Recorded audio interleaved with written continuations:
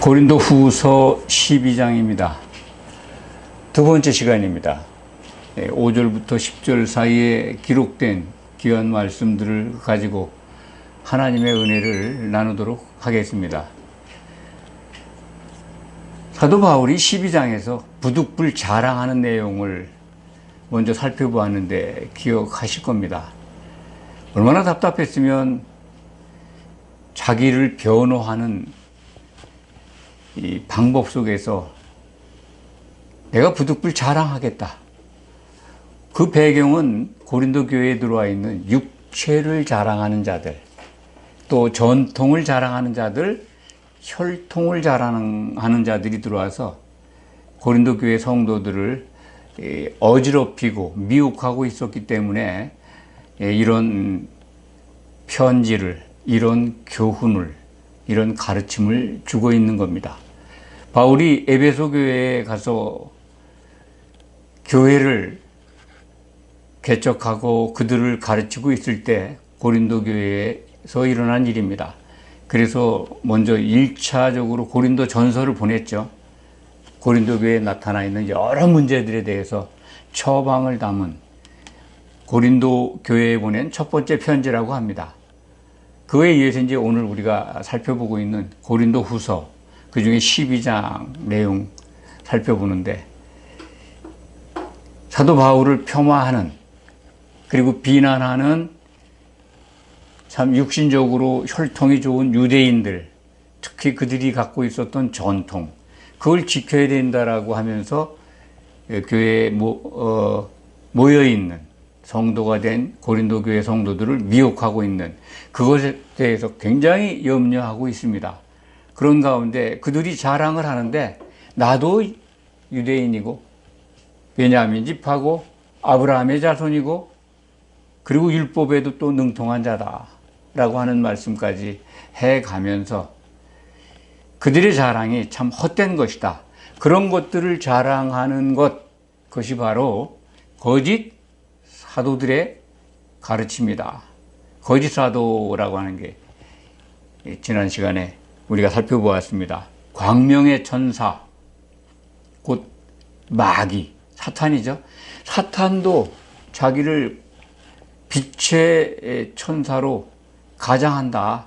그런데 그에게 속아서 그의 일을 하는 사탄의 일꾼들, 그 거짓 사도죠. 거짓 선지자들, 그들에 대해서 속지 말라라고 당부하면서 오늘 이제 우리가 살펴볼 대목에서 이제 내가 부득불 자랑했던 거, 셋째 하늘까지 갔고 거기서 낙원에 들어가서 그리스도의 계시의 복음을 받은 것, 그걸 자랑했는데 이제 더 이상 자랑하지 않겠다. 그렇지만 내가 자랑한 것 거짓말이 아니고 참말이다라고 하는 말씀을 우리가 여기서 접하게 됩니다. 6절에 기록되어 있죠. 내가 만일 자랑하여도 어리석은 자가 되지 아니할 것은 내가 참말을 합니다. 참말. 거짓말이 아니라는 거죠. 그렇기 때문에 우리는 이 거짓말이 누구에서 나오는가를 우리가 한번 생각해 볼 필요가 있다고 합니다.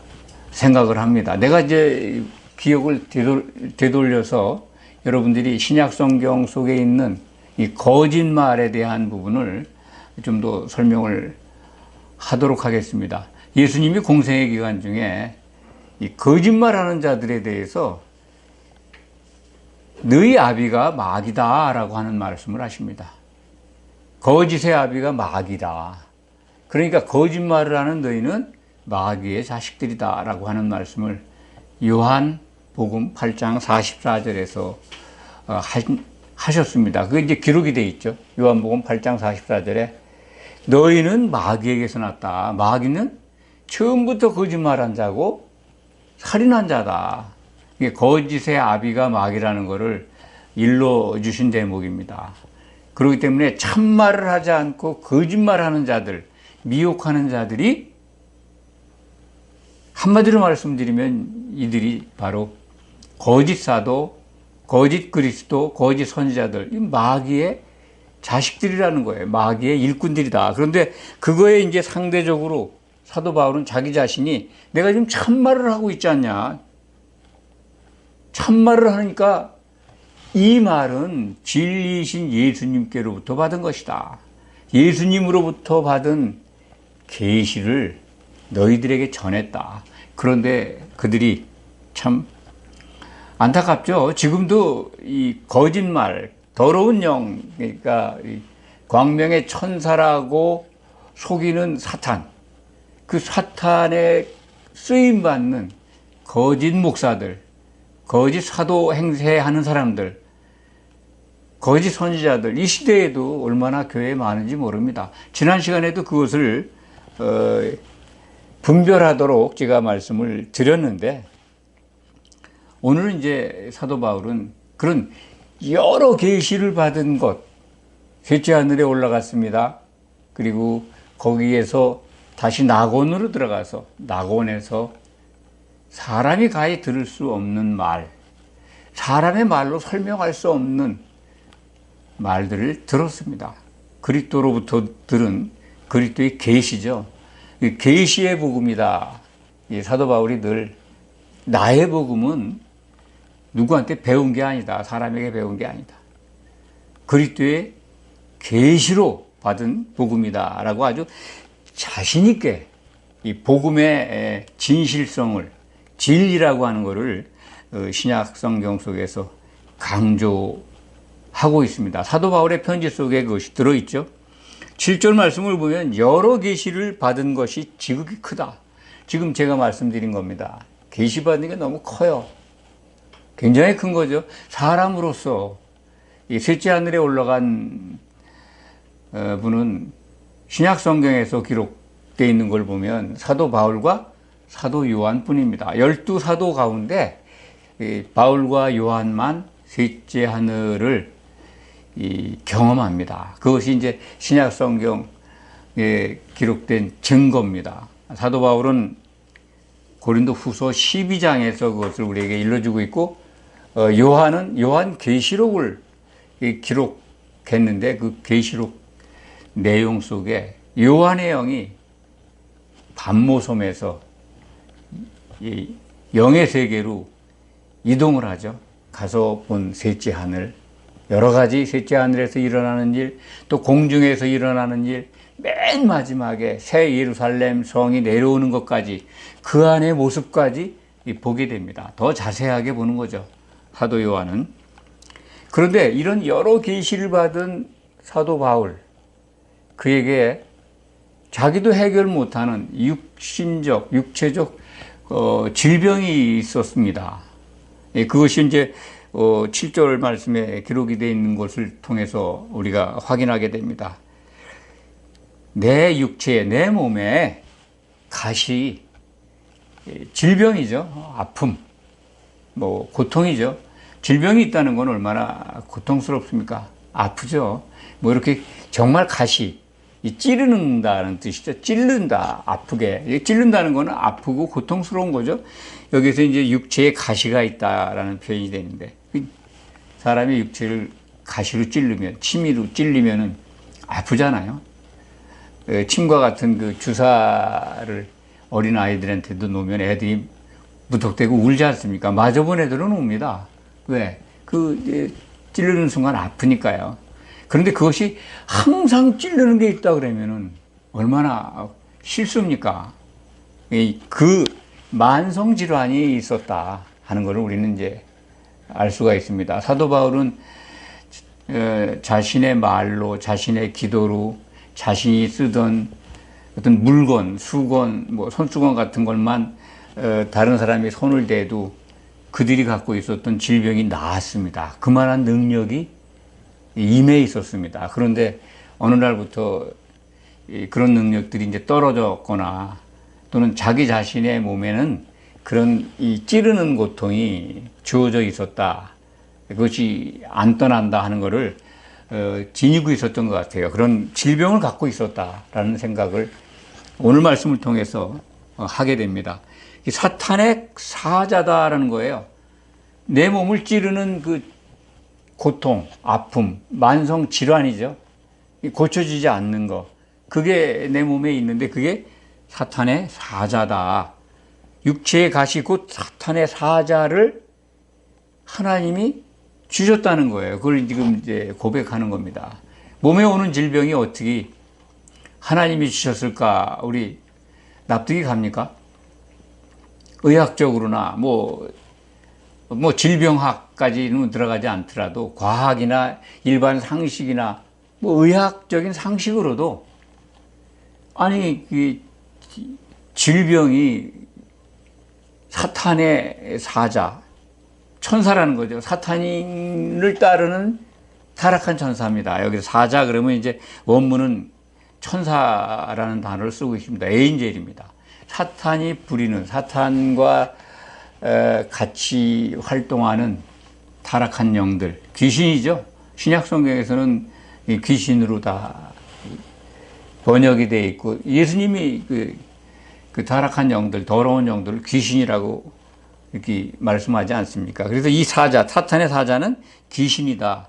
귀신이 가져온 만성질환이 나를 늘 찌른다. 육체의 몸에 질병이 있는데 그 사탄의 사자가 가져온 거래요.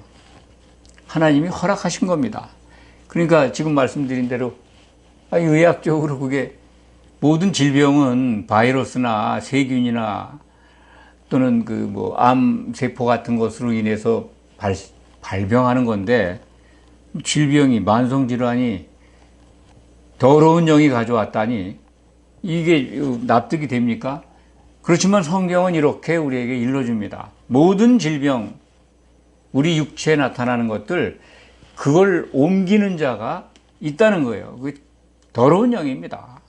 왜냐하면 창세기 3장 14절을 우리가 이해하면요, 이게 납득이 가요. 종신토록 뱀에게 흙을 먹을지라 찌니라 라고 하나님께서 선언을 하시잖아요. 아담 부부를 미혹한, 여자를 미혹한 뱀에게 네가 종신토록 흙을 먹을 것이다. 그게 이제 형벌이긴 하지만은요, 마귀에게 허락한 권세입니다. 흙의 티끌로 만들어진 인간의 육체를 공격하는 합법적인 권리를 부여받은 겁니다. 그래서 종신초록, 종신이라는 게 이제 사탄은 예수님이 오시면은 무저갱에 들어갑니다. 그리고 결국은 이 사탄의 종신이라고 하는 거는 불못에 들어가면 이제 다 끝나는 거죠. 그렇지만 1차적으로 예수님 오실 때까지 그 이제 활동을 하는 겁니다. 사람들의 몸을, 육체를 갉아먹는 거죠. 그래서 질병을 일으키고 고통스럽게 합니다. 그것을 우리가 오늘 말씀 고린도 후서 12장 7절에서 확인하는 겁니다. 인간에게 이 육체적 가시, 몸의 찌름과 같은 아픔, 질병, 모든 질병은 더러운 영이 옮기는 거구나. 이게 귀신들이 작용하는 거구나. 라고 하는 것을 신약 성경을 통해서 우리는 배울 수 있습니다. 그럴 리가 없다. 의학적으로 그 말이 안 되지 않냐. 바이러스 현미경으로도 보고, 또 세균이 이 병을 일으키는 거고, 그 세균이 일으킨 병을 약을 통해서 제압을 하고 또 완화를 시키고 통제를 하는데, 그런 거를 그런 질병들을 원천적으로 귀신이 데리고 온다니 납득이 안 가지만은, 성경을 주목해서 보면서 하나님의 우리에게 주신 진리의 말씀을 통해서 구원을 얻고자, 그리고 이 땅의 삶을 목표로 하지 않고 장차 임할 우리들의 나라, 그리스도의 나라에서 영광받고, 그리고 새 예루살렘 성에서 세세무궁토록 사는 삶을 목표로 하는 성도들, 진짜 성도들이라면 믿어야 합니다. 왜냐하면 성경에 그렇게 기록되어 있어요. 인간이 만든 과학이나 의학으로 납득이 안 가지만 그렇게 기록되어 있는데 어떡합니까? 그건 믿어야 합니다. 그것이 믿음의 태도이고 구원받는 자들이 가져야 될 신앙의 올바른 태도입니다. 그걸 주신 것 자만하지 않게 사도가 얼마나 계시를 많이 받았어요. 정말 하나님의 비밀을 알았습니다. 하나님의 비밀이 그리스도와 교회의 결혼이라는 것을 그래서 에베소서 5장 31절 32절에 기록하지 않습니까? 그것까지 받은 사도가 얼마나 자랑하고 싶겠어요. 참 셋째 하늘에 갔다 온 거 얼마나 떠들고 싶겠어요. 그런데 이런 육체의 가시를 주고 자만하지 않게 하셨다는 거죠. 그거 만성질환 때문에 뭐 눈이 나빴다고 합니다. 여러 가지 정황으로 봐서는 눈이 아주 매우 나빴대요. 그래서 이 편지를 대신 누군가가 써주고 말년에는 자기가 아주 큰 글씨를 써서 이게 바울의 편지다라고 하는 것을 확증하는 대목도 신약 성경에 있습니다. 3번 죽게 강구했는데 근데 답변을 9절에서 우리가 확인하게 됩니다. 주께서 이르시길 내 은혜가 내게 족하다. 내 은혜가 하나님의 은혜가 우리 주님 예수님의 은혜가 내게 족하다는 거예요. 이는 내 능력이 약한 데서 온전하여짐이라. 사람이 약해져야 하나님을 바라는 성도가 약해져야 하나님의 능력이 온전해진다는 거예요. 역설적인 은혜의 방식이죠. 참 그것도 또 이해하기가 좀 어렵습니다. 상식적이지 않잖아요. 우리가 몸이 약해지고 여러 가지 환경이 약해져야 하나님의 능력이 또 배가 되고 온전해진다고 하는 말을 이럴 수 있습니까? 그런데 오늘 앞뒤 좌우에 기록된 말씀을 보면 이해가 되잖아요. 자만하지 않게. 인간은 교만하려고 늘 대비하고 있거든요. 어떻게 하면 내가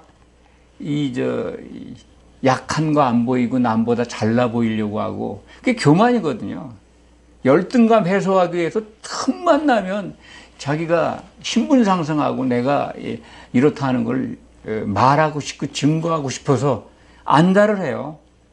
저도 그런 과정을 겪었습니다.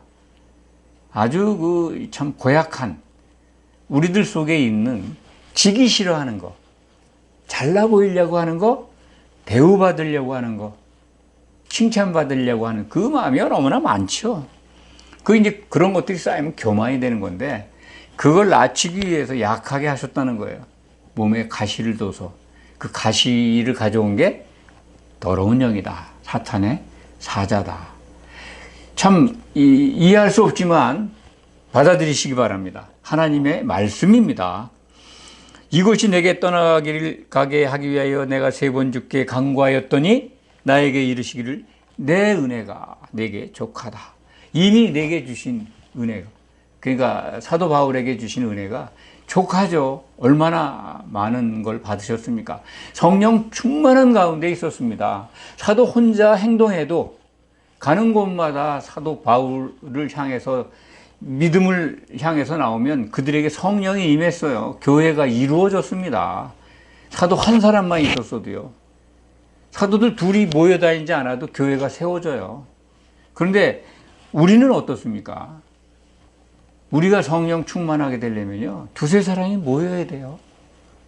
신약 성경 사도들의 말을 듣고 2-3 사람이 모여야 예수님의 이름으로 모여야 예수님의 이름으로 오신 성령이 우리 가운데 계시는 겁니다. 그것이 성령 충만의 원리예요. 그 얼마나 사도는 은혜를 받았습니까? 안수기도 하면 무조건 그냥 낫는 거고요. 백발백중. 귀신도 쫓아나고요. 그 지속적으로 죽을 때까지 그런 능력은 있지 않았던 것 같습니다.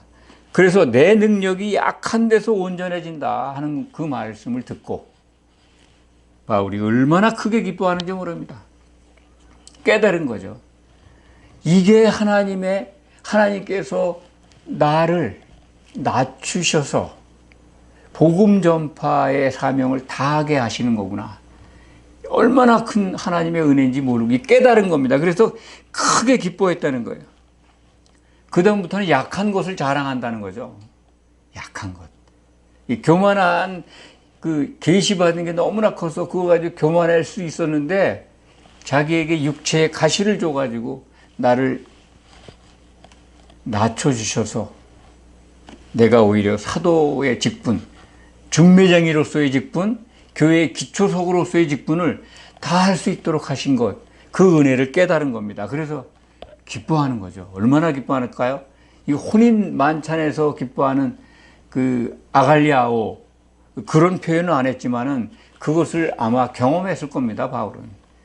만찬에서 부를, 결혼식에서 부를 할렐루야, 그 찬송 받기 위해서 하나님께서 이 창세전에 하나님의 계획을 세우셨다라고 비밀을 밝힌 에베소서 1장 4절 6절의 말씀이죠. 그것을 기록한 바울이 그걸 몰랐겠습니까? 오늘 크게 기뻐한다. 아갈리아오라는 헬라 말의 이 최상급 기쁨, 세상에 없는 기쁨이라는 표현은 아닙니다만 크게 기뻐한다는 것은 거기에 버금가는 기쁨을 누리고 있었다. 성령 안에서 하는 걸 우리가 짐작하게 됩니다. 그래서 나의 여러 약한 것들을 자랑하리니 이는 그리스도의 능력이 내게 머물게 하려 함이라. 이 능력이라는 게 이제 사실은 은혜와 같은 단어죠. 은혜 그러면 이제 카리스마라는 게 선물이라는 뜻입니다. 이제 헬라 말에서는 뭐 카리스라고 하던가요. 그래서 영어가 이제 카리스마라는 말을 우리가 잘 알잖아요. 저 사람은 카리스마가 있어. 이게 선물이라는 단어에서 온 겁니다. 이 카리스마가 선물, 은혜인데 그리스도의 능력은 헬라 말로 디나미스라고 하는 것 같습니다. 그러니까 디나미스, 다이너마이트를 생각하시면 됩니다. 영어로. 다이너마이트, 파워. 굉장한 힘이 있는 능력. 그러니까 은혜가 곧 능력이죠. 같은 단어입니다. 그래서 그 하나님의 능력이 내게 머물게 하려 합니다. 약한 것만 자랑한다는 거죠. 그래서 내게 머무르는 성도가 하나님의 능력이 그리스도의 은혜가 그리스도의 능력이 머물려면 어떻게 할까요? 그것은 우리가 잘 알다시피 성령 충만이 곧 그 길입니다. 우리가 낮아지고 겸손해지면요, 그리스도를 믿는 우리가 그 그리스도의 능력이 머물러요. 그러니까 그리스도의 능력이 머무는 거는 성령이 우리 안에 지속적으로 머무는 겁니다. 그것을 우리가 기억하시면 됩니다. 그리스도의 능력이 내게 머물게 하려 함이라. 이 말씀은 성령 세례 가운데 항상 있게 하려 합니다. 성령 충만한 상태에서 사도가 그걸 있게 되는 거죠. 그래서 자기가 약한 것을 자랑한다. 그 자랑하는 내용들을 지금 여기 우리가 살펴볼 수 있습니다. 10절의 말씀을 우리가 살펴보고 말씀을 마무리하겠습니다. 그러므로 내가 그리스도를 위하여, 그리스도의 복음을 위하여, 그리스도를 위한다는 것은 그리스도께서 기뻐하시면서 이루고자 하시는 교회의 완성, 교회의 완성을 위해서 하나님의 목적을 이루기 위해서 약한 것들과 능욕과 궁핍과 박해와 곤고를 기뻐한다. 얼마나 많은 것들을 지금 나열하고 있습니까? 약한 것들. 바울이 질병이 있습니다. 여러 가지 환경적으로 약합니다. 그리고 능욕, 얼마나 많은 능욕을 받았습니까? 굶주렸습니까? 궁핍, 박해, 매도 많이 맞았습니다. 곤고, 굉장히 곤고했겠죠.